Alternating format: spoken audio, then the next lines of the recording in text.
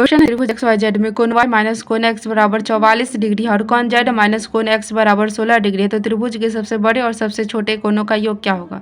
तो यहाँ पे त्रिभुज एक्स वाई जेड में कोण वाई माइनस कोण एक्स का मान कितना दिया गया है, 44 डिग्री दिया गया है। फिर कोण जेड माइनस कोण एक्स का मान कितना दिया गया है, 16 डिग्री दिया गया है। अगर इन दोनों समीकरण को हम जोड़ ले तो क्या हो जाएगा, कोण वाई प्लस कोण जेड और ये क्या हो जाएगा माइनस 2 कोण एक्स बराबर कितना हो जाएगा, 60 डिग्री हो जाएगा। देखिए त्रिभुज के तीनों कोणों का योग कितना होता है, 180 डिग्री होता है। तो यहाँ पे कोण x प्लस कोण y प्लस कोण z बराबर कितना हो जाएगा, 180 डिग्री हो जाएगा। और अगर इन दोनों को हम घटा ले तो क्या हो जाएगा, ये -2x और ये -x है तो यहाँ पे कितना हो जाएगा, -3 कोण x हो जाएगा।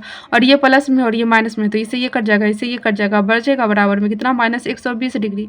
तो यहाँ पे कोण x बराबर कितना हो जाएगा, 40 हो जाएगा। तो अगर इस समीकरण में हम कोण x, इस समीकरण में कोण x का मान रख दे तो कितना हो जाएगा, इसको हम मान लेते हैं समीकरण 1 और इसको समीकरण 2 मान लेते हैं। तो समीकरण 1 में x का मान रखेंगे तो कोण y का मान कितना हो जाएगा, 84 आ जाएगा।